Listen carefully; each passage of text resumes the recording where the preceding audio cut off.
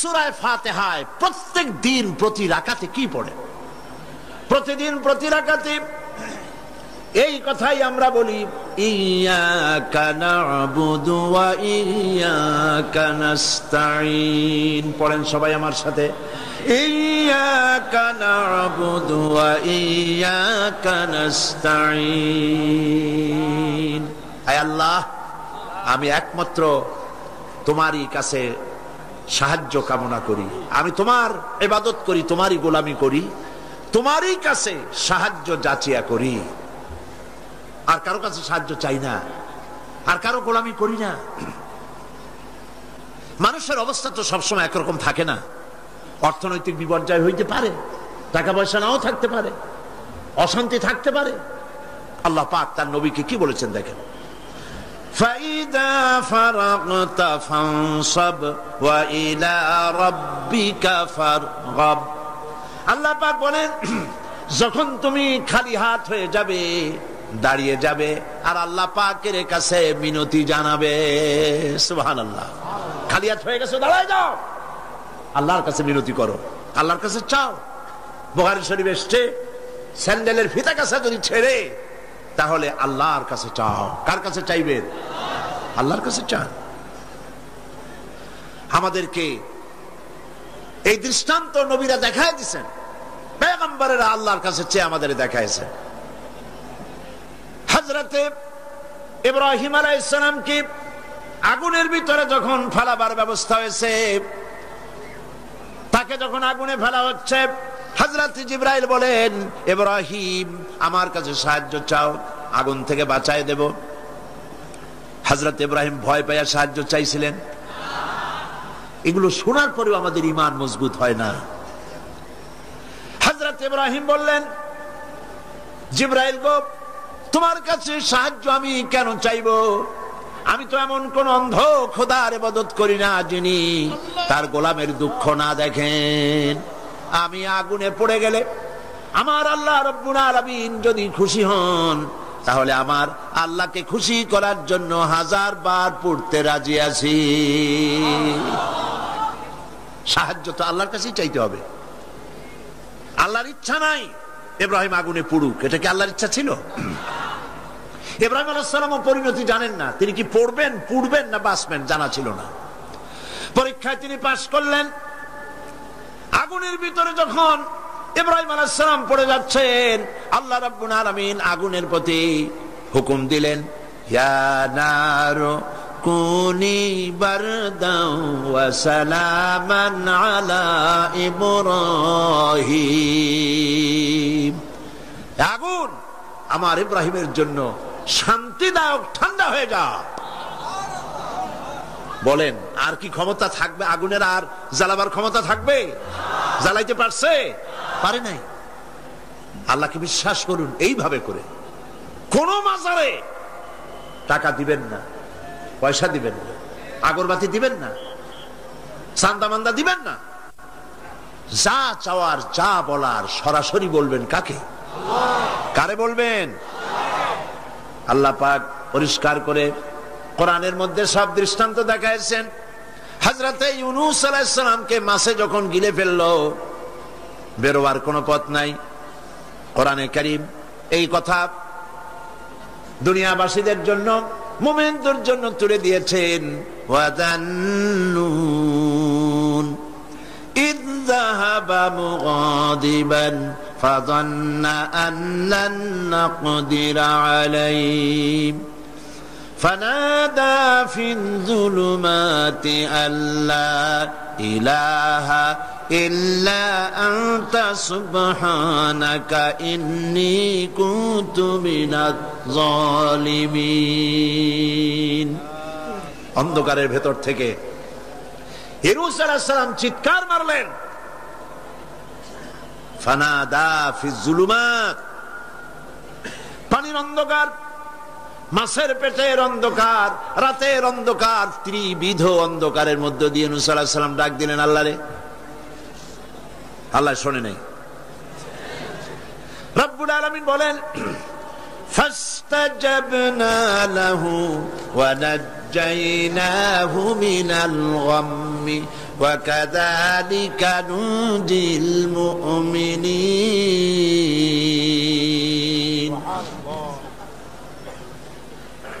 আল্লাহ রাব্বুল আলামিন বলেন, আমি ইউনূসের ডাক শুনলাম আর ডাকের জবাব দিয়া দিলাম।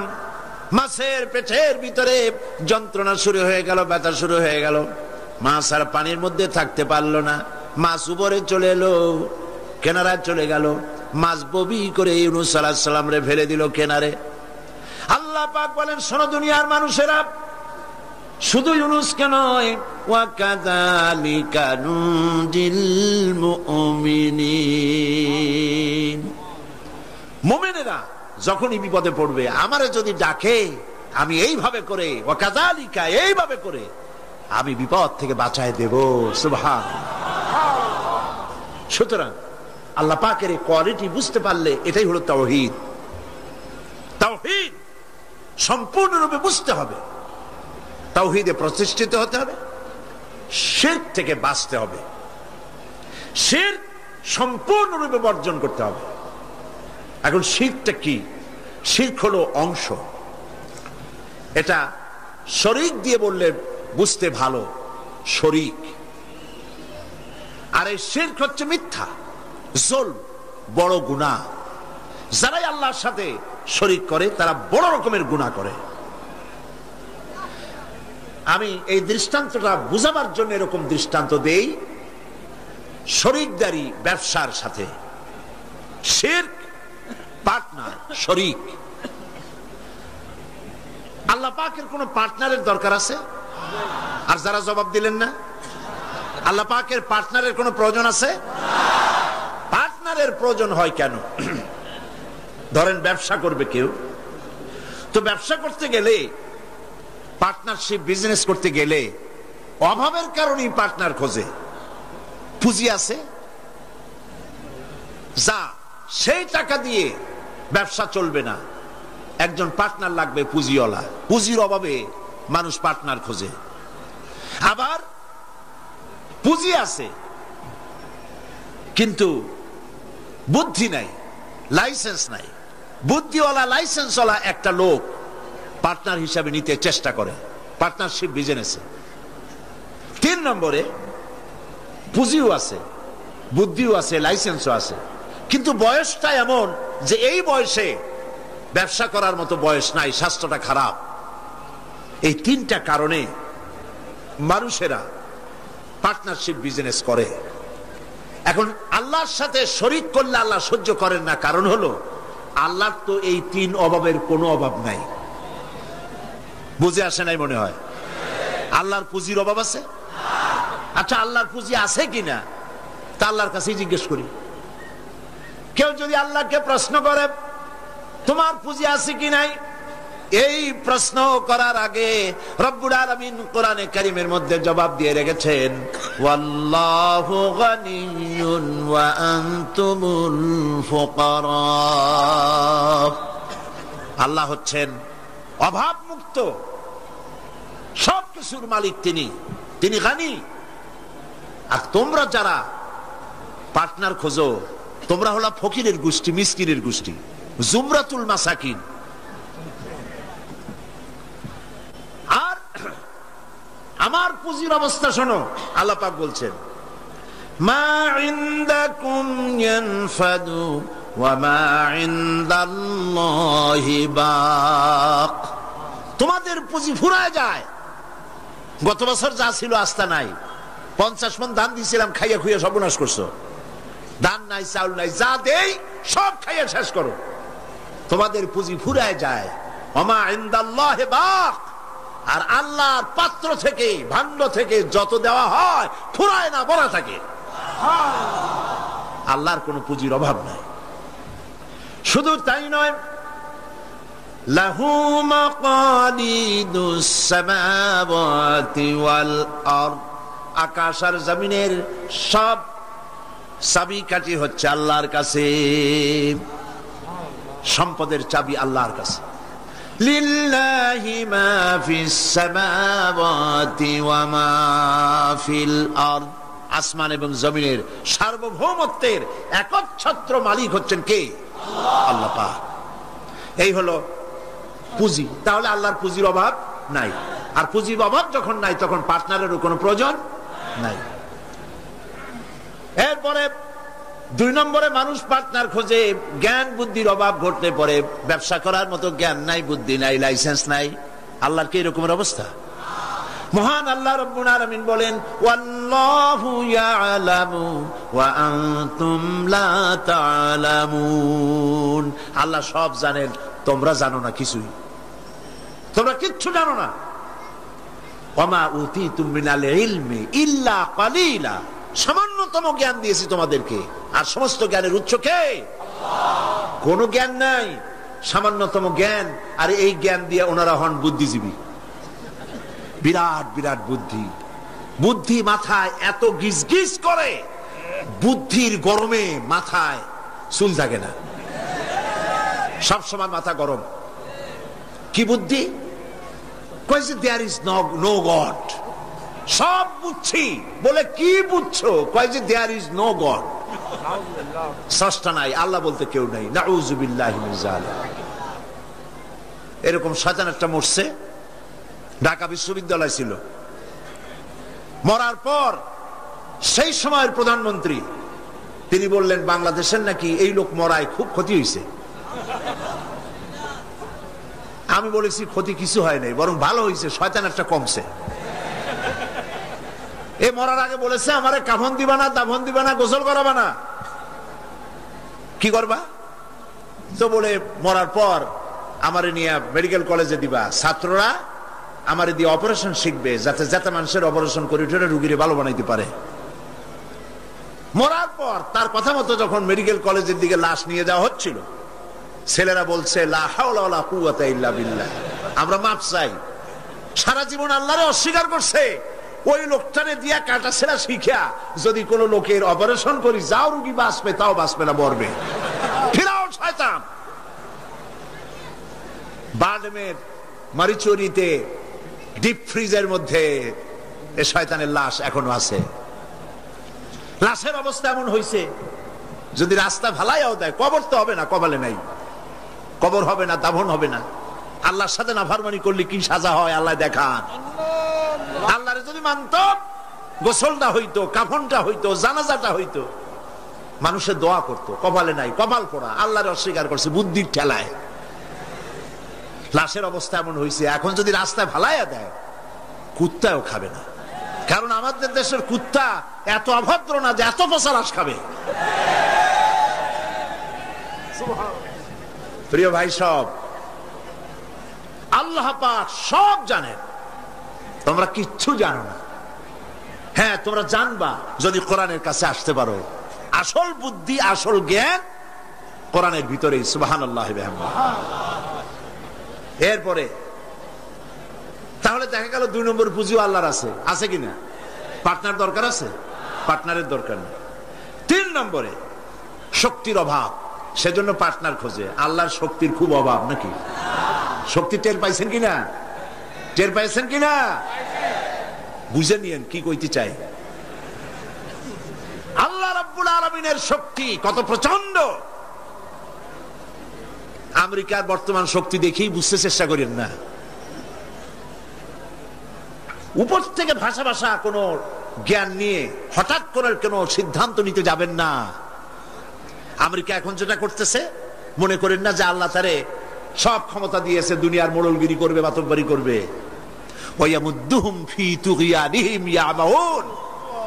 আল্লাহ একটু ঢিল দিছে। দেখেন না, যারা বড়শি বায় নদীতে, মাছে যখন আদার গেলে ওরে কি বলে? বড়শিতে যেটা থাকে ওটারে কি কয়? সারি। আরে হুইল কি? যেটা খায় মাছে ওইটা কি? আদার অথবা সারি, আপনারা যাতে খুশি হন বলেন। ওইটা, হ্যাঁ সেরা। ওইটা মাছে যখন খাইলো, তখনই পাকা শিকারি দড়ি ধরে টান দেয় না, ছুটে যাইতে পারে। গেল ভালো করে। এরপরে জম্মের গেলার পর নারী বুড়িতে বেঁচায় যায়। তারপরে হুলে ধরে আর টান দিয়ে নিয়ে আসে। যত বড় রাঘব বাল হোক, উবারে এসে হা করে পড়ে থাকে।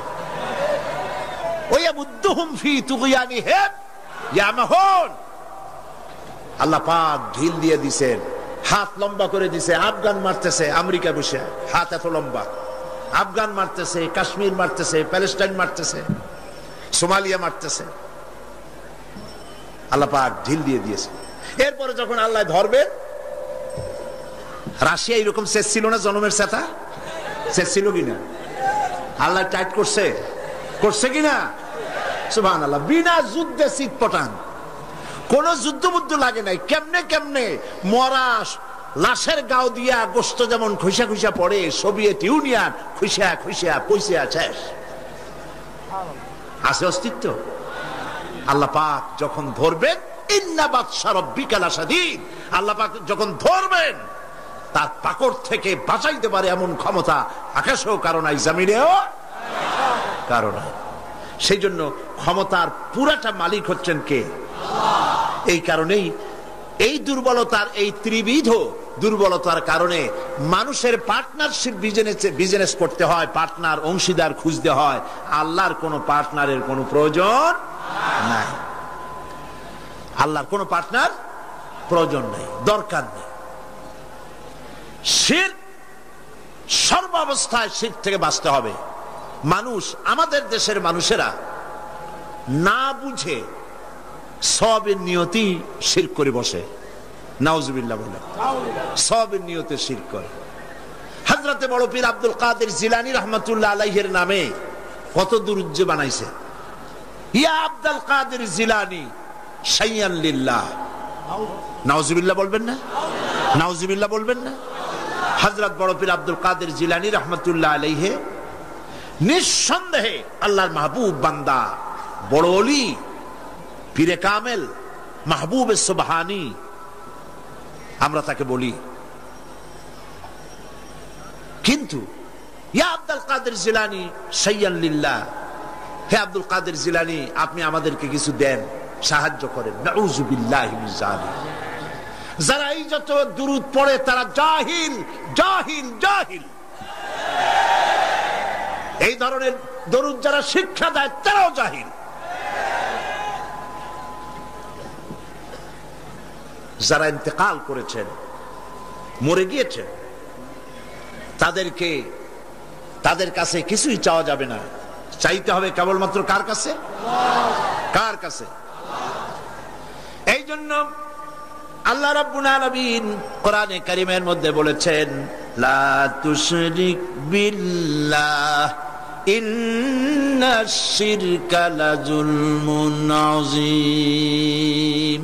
কথাটা আসলে হযরত লোকমান হাকিমের। তিনি তার ছেলেকে বুঝাচ্ছেন, ছেলেকে যতগুলি নসিহত তিনি করেছেন। সূরা লোকমানের তাফসীর করছিলাম না কেন, মনে আছে আপনাদের? হযরতে লোকমান হাকিম ছেলেকে যেসব নসিহত করেছিলেন, এই সব নসিহত শুধু কিতাবে কোরআনে লিখে থাকার জন্য নয়, এই নসিহতগুলি আমরাও যেন আমল করি আর আমাদের সন্তানদেরকেও যেন আমল করাই। ছেলেকে বুঝাবেন, স্ত্রীকে বুঝাবেন। আল্লাহ পাক সাফ করে বলছেন, লা তুশরিক বিল্লাহ, আল্লাহর সাথে কাউকে শরীক স্থাপন করো না। ইন্নাশ শিরকা লাযুলমুন আযীম, প্রকৃতপক্ষে শিরক হচ্ছে বড় জুলম, অত্যাচার। এটা হলো জুলম। এ শব্দের ব্যাখ্যা হচ্ছে ওয়াজউল শাই ফি গায়রি মুহাল্লি, যে জিনিস যেখানে রাখা সেটা সেখানে না রেখে আরেক জায়গায় রাখার নামই হলো জুলম করা। টুপি তো মাথায় শোভা পায়, টুপি কোথায় রাখবেন? কিন্তু হাঁটুর উপরে যদি রাখেন তাহলে টুপির উপরে জুলুম করা হয়। টুপি মাথায় রাখবেন, টুপি দিয়া যদি বাজার করে আনেন তরি তরকারি, তাহলে টুপির উপরে কি করা হবে? জুলম করা হবে। নৌকা চলে পানি দিয়া, কিন্তু রাস্তার উপরে যদি টানায় রাখেন তাহলে নৌকার উপরে কি করা হইল? জুলুম করা হইল। সোজা কথা। চশমা নাকের উপরে রাখাবার জন্য, কিন্তু চশমা যদি মাথার উপরে ভালাইতেন তাহলে চশমার উপরে কি করা হইল? জুলুম করা হইল। যেই সব জিনিস, যেসব শক্তি আল্লাহ রাব্বুল আলামিনের, সেইগুলি মানুষের কাছে চাওয়া, অদৃশ্য কোনো কিছুর কাছে চাওয়া, এটাই হচ্ছে শিরক, এটাই হলো জুলম। এর অর্থ এই নয় যে মানুষের কাছে টাকা চাইলে সেটা শিরক হবে। মানুষের কাছে ধার চাইলে শিরক হবে, এর অর্থ কিন্তু এটা নয়। অদৃশ্য থেকে কোনো কিছু সাহায্য পাওয়ার আশায় চাওয়া আল্লাহ ছাড়া অন্যের কাছে, এটার নাম, কথা বুঝে আসছে কিনা? এই জন্য এগুলির সামনে নিজেরা মূর্তি বানানো, মূর্তির সামনে মাথা নত করা, পীরের মাজারে গিয়ে কিছু চাওয়া, এগুলি হচ্ছে শিরক। এগুলি আপনি কেন চান? আপনার দিলের ধারণা যারা চায় যেখানে গেলে কিছু পাওয়া যাবে। মনে রাখবেন, বহুত মাজার আছে যেই মাজারে কোনো মুদ্দারি নাই, সাইনবোর্ড একটা লাগাই দিয়েছে, সাইনবোর্ড একটা লাগানো আছে পয়সা আদায় করার জন্য। মাজারগুলি মানুষের ধর্মীয় অনুভূতিতে আঘাত লাগায়া, ধর্মীয় অনুভূতিতে স্পর্শকাতর কথা বলে তাদের কাছ থেকে পয়সা নেওয়া। আমি ঝিনাইদহ মাগুরা লাইনে একটা মাজার দেখেছি, সেখানে লেখা আছে সাইনবোর্ডে, ড্রাইভার ভাই মাজার বহুত গরম, আস্তে গাড়ি চালাইবেন। তার মানে মাজার বহুত গরম, আস্তে চালাইয়া পয়সা দিয়া মাজার ঠান্ডা করে যান। আমি বুঝি না মাজারে পয়সা লাগবে কেন? মসজিদের পাশে দান বাক্স থাকতে হবে, কারণ মসজিদগুলি এখনো গভর্নমেন্ট চালায় না। ইনশাআল্লাহ এমন গভর্নমেন্ট আসবে বাংলাদেশে যে গভর্নমেন্ট সরকারি খরচে সব মসজিদ চালাবে ইনশাআল্লাহ।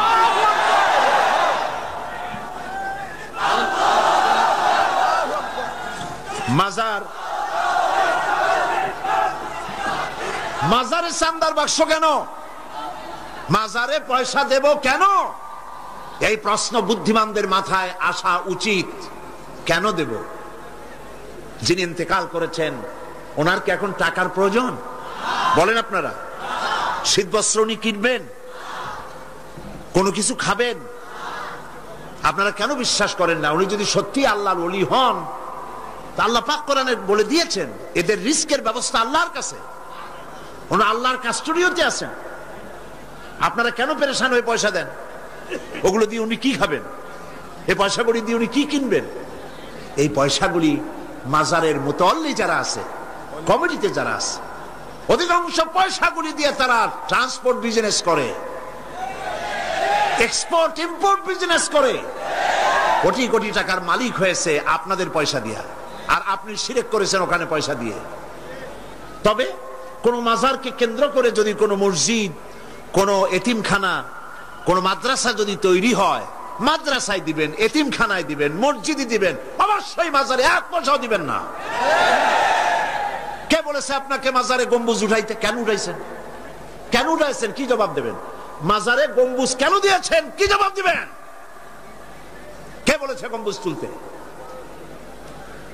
পীর সাহেবদের কবরের মর্যাদা বেশি না সাহাবায়ে কেরামদের কবরের মর্যাদা বেশি? মদিনা যায় দেখতে পারেন না?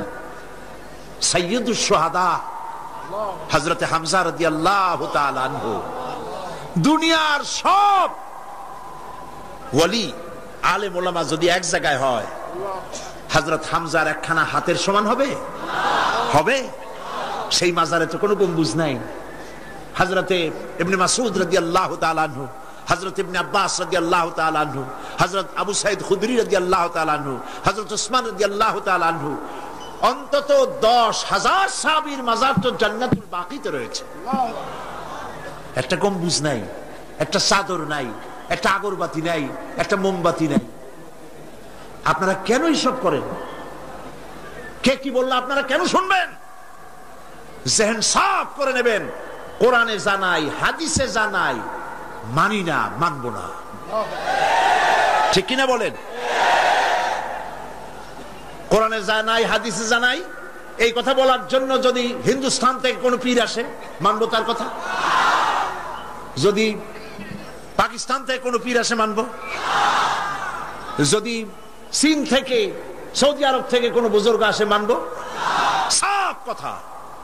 তুমি পীর যে দেশের হও, তুমি আলেম যে দেশের হও, কোরআন হাদিসে জানাই, মানি না, মানি না, মানি না। এটার নামই হলো ইসলাম। এটার নাম কি? এটার নাম আকীদা।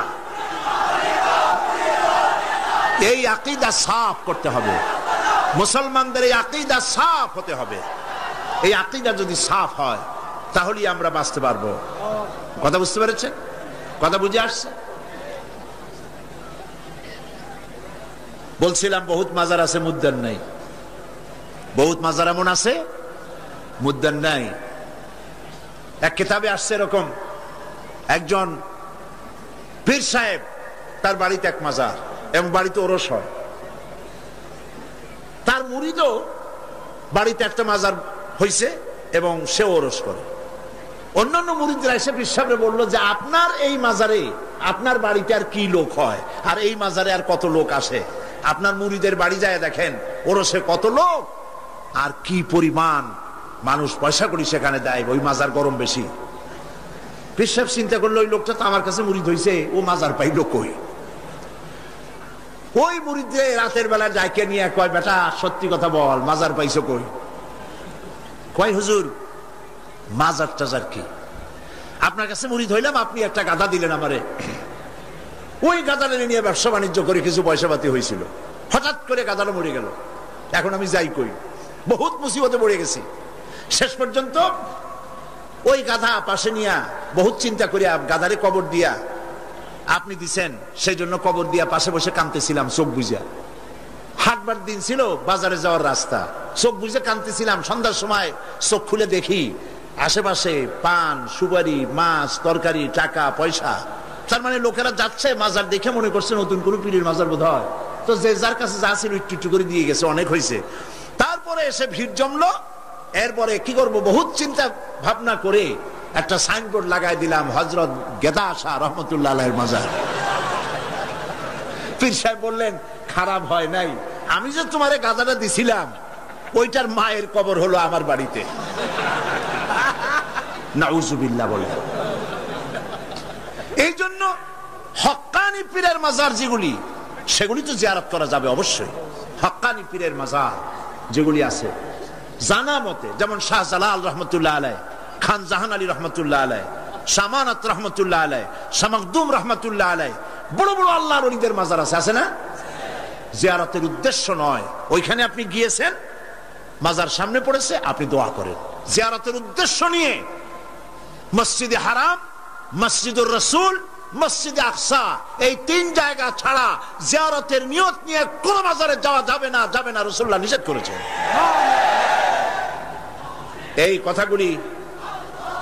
এই কথাগুলি যদি আমাদের মনে থাকে তাহলে আমরা উপকৃত হতে পারবো। বলি আলহামদুলিল্লাহ, বলেন আলহামদুলিল্লাহ। আপনি আমার আল্লাহ কি শুনতে পান না? বলেন পান কিনা? তিনি দেখতে পান, তিনি সব শুনতে পান, সব দেখতে পান। কাজী যা বলবেন আল্লাহকে বলেন। ওয়াইজা সাআলতা ফাসআলিল্লাহ ওয়াইজা ইসতাআনতা ফাসতাইন বিল্লাহ। যা চাইবেন আল্লাহর কাছে চান, যা বলবেন আল্লাহর কাছে বলেন। আল্লাহ পাক বলেছেন আলাইসাল্লাহু বিকাফিন আবদা,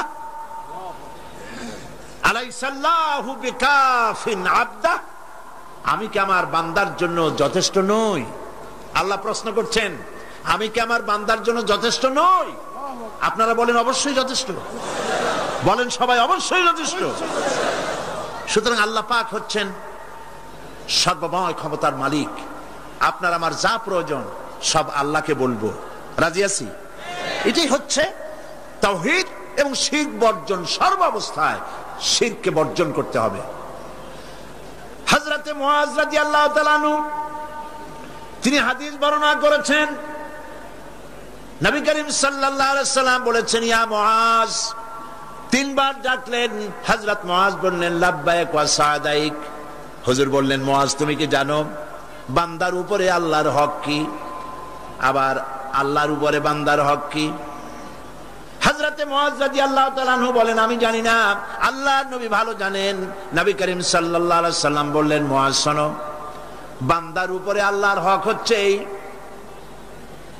বান্দার উপরে আল্লাহর পাওনা, আল্লাহর দাবি, আল্লাহর হক হচ্ছে যে বান্দা আল্লাহর সাথে তার ইবাদতের মধ্যে কাউকে শরীক করবে না। আর আল্লাহর উপরে বান্দার হক হলো এই, আল্লাহর উপরে বান্দার পাওনা বা দাবি হলো এই যে বান্দা আল্লাহর ইবাদতে কাউকে শরীক স্থাপন করবে না। আল্লাহ রাব্বুল আলামিন তার জন্য জাহান্নামের আগুন হারাম করে দিবেন। শিরক সর্বাবস্থায় বর্জন করতে হবে। এবং এই জন্যে শিরক হচ্ছে একটা বোমার মতো। আপনারা জানেন যে বোমা, কোন জায়গায় যদি বোমা মারে কেউ, বিল্ডিং উড়ে যায়, জায়গা গর্ত হয়ে যায়।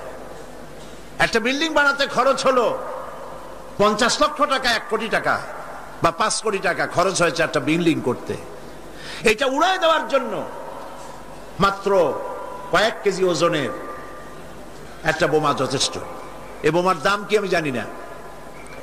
একটা বোমা একটা বিল্ডিং এর তলায় রেখে দিল বা দূরে কোথাও রাখলো, এরপরে রিমোট কন্ট্রোল দিয়ে সুইচ অন করলো, এই বিল্ডিংটা থাকবে আস্ত না উড়ে যাবে? উড়ে যাবে কিনা?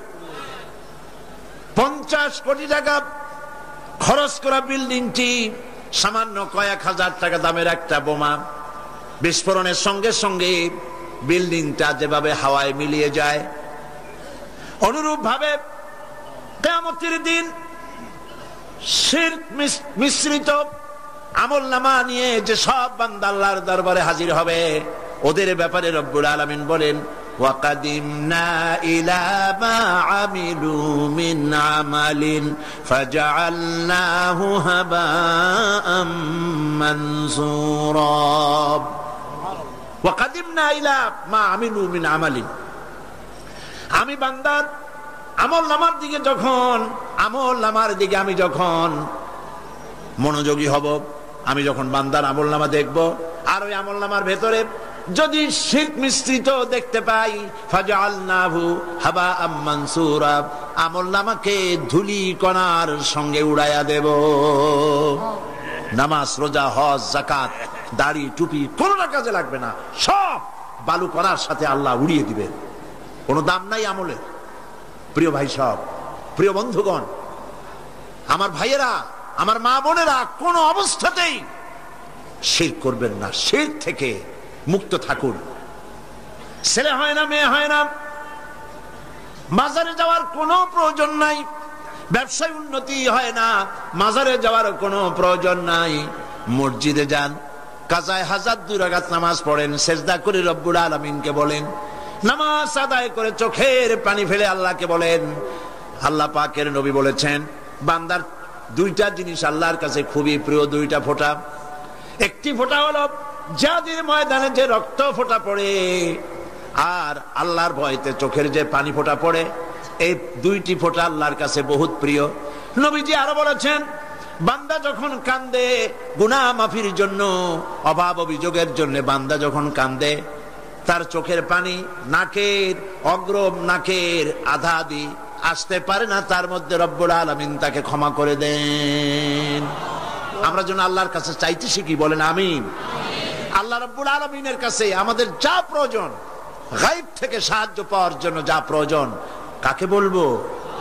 আল্লাহ পাককে বলবো। ঈমানকে সালিট করতে হবে। সেই কথা কোরআন শরীফ আল্লাহ পাক সূরা বাকারার মধ্যে এই কথার ভিতরে আল্লাহ পাক পরিষ্কার করেছেন, ইয়া আইয়ুহাল্লাযীনা আমানু দুখুলু ফিস-সিলমি কাফা ওয়া লা তাত্তাবিউ খুতুওয়াতিশ শাইতান ইন্নাহু লাকুম আদুউম মুবিন। হে বিশ্বাসীরা, উদখুলু ফিস-সিলমি কাফা, 16 আনা মুসলমান হও, পরিপূর্ণ মুসলমান হও, ইসলামের মধ্যে পরিপূর্ণ দাখিল হয়ে যাও। একদিকে দাবি করবে মুসলমান, অন্যদিকে অমুসলিমদের মতো তোমাদের আকীদা, তোমাদের চাল চলন এভাবে যদি হয়, তাহলে ইসলামে পরিপূর্ণভাবে দাখিল হওয়া হবে না। শুধু নামাজ, রোজা, হজ, যাকাত করি ইসলামে পরিপূর্ণ প্রবেশ করা যাবে না। জীবনের প্রত্যেকটি দিক ও বিভাগ হতে হবে আল্লাহর হুকুম মাফিক, নবীর প্রদর্শিত পথে। কথা বুঝে আসছে আপনাদের? কথা বুঝে আসছে? মুসলমান দাবি করলেই মুসলমান হওয়া যাবে না। জীবনের প্রত্যেকটি ক্ষেত্র ইসলামের মধ্যে ঢুকাইতে হবে, অর্থাৎ ইসলাম অনুযায়ী আমার জীবন পরিচালিত করতে হবে। আমি যেটাই করব আমি খুঁজবো এর মধ্যে আল্লাহর রেজামন্দি আছে কিনা, আমার নবীর রেজামন্দি আছে কিনা। আল্লাহ রসুলের অনুমতি ব্যতি রেখে, তাদের আনুগত্য ব্যতি রেখে আমরা অন্য কোনোটাই করতে পারি না। আল্লাহ পাক এই কথাগুলি আমাদেরকে বোঝার তৌফিক দান করুন, বলি আমিন। জোরে সরে পড়েন লা ইলাহা, লা ইলাহা, আরো জোরে লা ইলাহা, লা ইলাহা,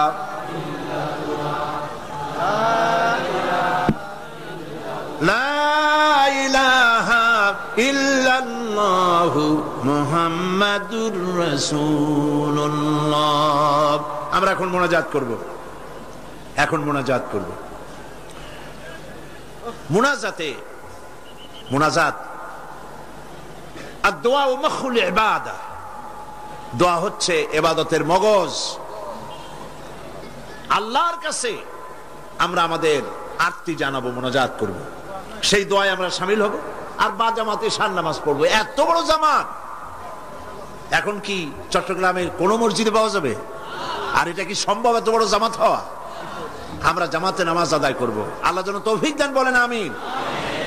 মুনাজাতের পর আজান হবে বা জামাত নামাজ হবে, নামাজে আপনারা শরীক হবেন। আজকেও দুইজন অমুসলিম ইসলাম কবুল করার জন্য এসেছেন, তাদেরকে উৎসাহ দেন, তাদের জন্য দোয়া করেন, আল্লাহ পাক যেন তাদেরকে কবুল করেন, বলেন আমিন। আপনাদের ভিতর থেকে যারা দাঁড়ায় আপনারা নিজেরা তাদেরকে বসায় দেন, একই আশ্চর্য কথা। দুজন অমুসলিম, একজনের নাম সুনীল রায়, পিতা মৃত রজনী রায়, বাড়ি কাটিরহাট, হাটহাজারী, চট্টগ্রাম।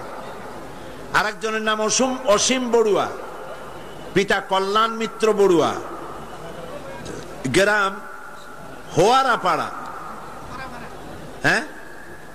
রাউজান, চট্টগ্রাম। এই দুইজন। প্রথম জন সুনীল রায়, তার নাম পছন্দ করেছে মোহাম্মদ খলিলুর রহমান। দ্বিতীয় জন তার নাম পছন্দ করেছেন মোহাম্মদ মাসুম বিল্লাহ। এই দুজন এখন ইসলাম কবুল করছেন। কই আরেকজন কই? ও মাশাআল্লাহ, কাছে আসো, একটু জোরে জোরে পড়তে হবে। লা ইলাহা ইল্লাল্লাহু মুহাম্মাদুর রাসূলুল্লাহ। আল্লাহ ছাড়া কোনো ইলাহ নাই, উপাস্য নাই। মুহাম্মদ সাল্লাল্লাহু আলাইহি ওয়াসাল্লাম আল্লাহর প্রেরিত রাসূল। আশহাদু আন লা ইলাহা ইল্লাল্লাহু ওয়াহদাহু লা শারীকা লাহু ওয়া আশহাদু আন্না মুহাম্মাদান আবদুহু ওয়া রাসূলুহু। আমি সাক্ষ্য দিচ্ছি আল্লাহ ছাড়া কোন ইলাহ নাই, কোন উপাস্য নাই। তিনি এক, তিনি একক, তার কোনো অংশীদার নাই। আমি আরো সাক্ষ্য দিচ্ছি মুহাম্মদ সাল্লাল্লাহু আলাইহি ওয়াসাল্লাম আল্লাহর বান্দা এবং তার প্রেরিত রাসূল। বলো আসসালামু আলাইকুম। সবাই বলেন ওয়ালাইকুম আসসালাম। আমরা না আর বলতে হবে না, আমরা এই দুইজন নতুন মুসলমান আমাদের ভাই, বলেন আলহামদুলিল্লাহ। আল্লাহ যেন তাদের ইসলামী জীবন যাপনের, সুন্দরভাবে ইসলামী জীবন যাপনের তৌফিক দেন, বলেন আমিন। এবং ইসলাম কবুল করার কারণে কোনো অসুবিধা, ঘটনা, দুর্ঘটনা, নানান রকমের অসুবিধা থেকে আল্লাহ পাক যেন তাদেরকে হেফাজতে রাখেন এবং আল্লাহ পাক যেন তাদেরকে খাঁটি মুমিনে পরিণত করে দেন। ইসলাম কবুল করার কারণে এই বিশাল লাখো জনতার পক্ষ থেকে আমি তাদেরকে আলিঙ্গন করছি।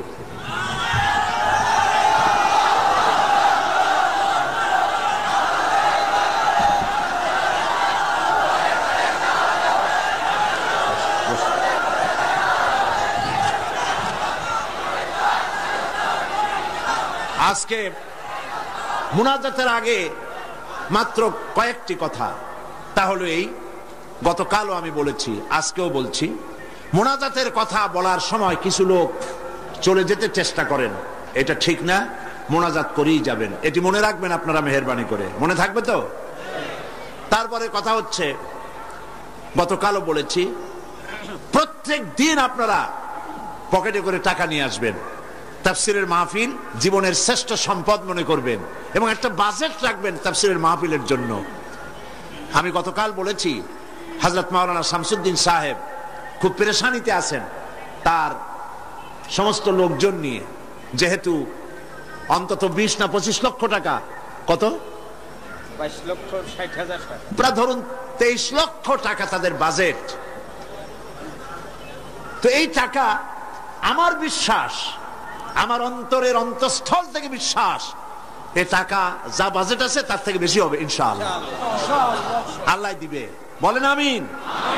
তা আপনারা মেহেরবানি করে টাকা নিয়ে আসবেন, বাড়ি থেকে প্রতিদিন আনবেন এবং প্রত্যেক দিন এই বাক্স রাখা আছে না সব জায়গায়, বাক্স আছে, চাদর আছে, আল্লাহর হস্তে আমার মায়েরা, আমার বোনেরা, আপনারা সবাই মিলে টাকা দিয়ে যাবেন। মা বোনদের জন্য আমার শারীরিক কারণে আলাদা কোনো প্রোগ্রাম করতে পারবো না এবার, তবে তাদের জন্য আলাদা আমি একটা দিন আলাদা বক্তব্য রাখবো ইনশাআল্লাহ। এই মাহফিলেই মা বোনদের জন্য আলাদা বক্তব্য রাখবো ইনশাআল্লাহ, বলি ইনশাআল্লাহ। মা বোনেরা, ভাইয়েরা সবাই মিলে এই মাহফিলের জন্য প্রচুর পরিমাণ টাকা আপনার পক্ষে যা সম্ভব আপনি দিবেন, বন্ধুদের কাছ থেকে আদায় করে দিবেন। আল্লাহ যেন তৌফিক দেন, বলেন আমিন। এরপরে গতকাল বলেছিলাম ঢাকা থেকে এবং চট্টগ্রামের পুস্তক ব্যবসায়ীরা লক্ষ লক্ষ টাকা পুঁজি ইনভেস্ট করে এই চট্টগ্রাম তাফসীর মাহফিলে বিক্রয়ের আশায়। আর এই বইপত্রগুলি সব আপনাদের ঈমান বৃদ্ধির কাজে লাগবে, বলেন আমিন। বহুত বই আছে এখানে, বই অনেক। বৃহস্পতিবার সকাল 10টা থেকে শুধু মহিলাদের জন্য আমাদের বলবো।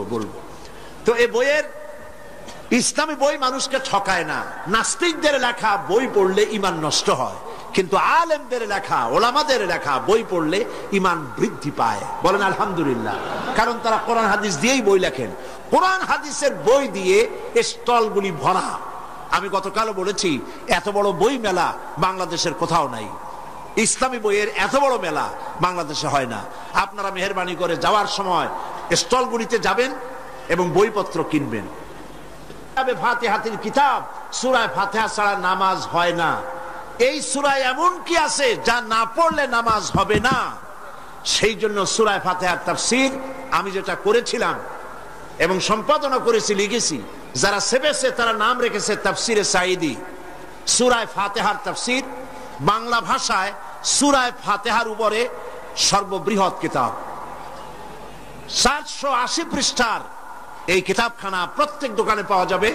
আপনি নিবেন, বন্ধুদেরকে নিতে বলবেন এবং মহিলাদেরকেও আপনারা নিয়ে দেওয়াবেন সূরা ফাতিহা বোঝার জন্য। আল্লাহ পাক সকলকে তৌফিক দিন। এবং পুরা তাফসীরকে বোঝার জন্য তাফহিমুল কোরআন ফি জিলালিল কোরআন, বিশ্ববিখ্যাত এই 2 তাফসীর এখানে কমপ্লিট সেট পাওয়া যাবে, আপনারা কিনবেন, আল্লাহ তৌফিক দান করুন। আর মহিলাদের জন্য আগামী বৃহস্পতিবার সকাল 10টা থেকে নিয়ে 12টা পর্যন্ত 2 ঘন্টা শুধু মহিলাদের জন্য বই পুস্তক খরিদের জন্য সুযোগ করে দেওয়া হবে। আল্লাহুম্মা আমিন। রব্বানা যালামনা